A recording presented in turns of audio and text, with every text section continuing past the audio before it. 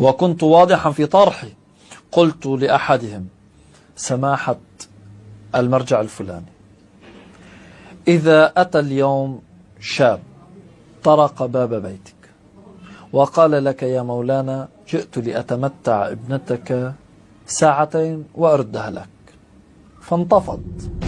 قلت: إذا أنت المفتي في ذلك انتفضت، كيف تريد للمجتمع أن يتقبل؟ أعتقد بعدها كان له رأي في ذلك، وقال أنه إذا المجتمع لا يتقبلها لكن لم يكن واضحا في ذلك. أنا أقول بكل وضوح ولست في موقع الإفتاء، لكن رأيي ويجب أن يحترم، يجب أن يحترم بالحد الأدنى، لأنني أمارس قناعاتي. هو زواج غير شرعي باطل محرم، وهو في رأيي أنه أصعب من الزنا.